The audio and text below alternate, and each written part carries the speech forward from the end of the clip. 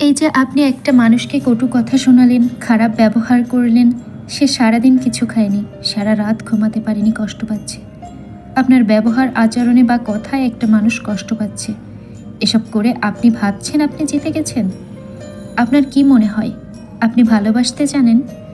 জানেন ভালোবাসতে? বা ব্যক্তি মানুষ হিসেবে আদৌ আপনি ভালো? কাউকে কষ্ট দিয়ে বা আঘাত দিয়ে আপনার ভিতরে যে কোনো গিল্টি ফিল হয় না? আপনি যদি কষ্ট না পান তাহলে আপনি মানুষ হিসেবে খুবই নিম্নমানের একজন।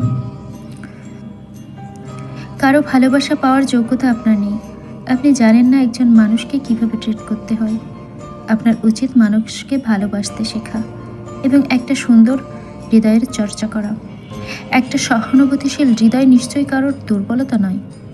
আপনি মানুষকে কষ্ট দিতে পারেন, কিন্তু কেউ একজন মানুষকে ভালোবাসতে পারে, নিজের ভুল অকপটে স্বীকার করতে পারে, ক্ষমা চাইতে পারে, ভালো ব্যবহার করতে পারে, মানুষের পাশে দাঁড়াতে পারে। কোনো কিছু না ভেবেই তার সাথে সব থেকে বেশি অন্যায় করা মানুষটার জন্য সে ভালো কিছু চাইতে পারে। এগুলো তার সবচেয়ে সুন্দরতম যোগ্যতা। इश्क की तलाश है फना किया मुझे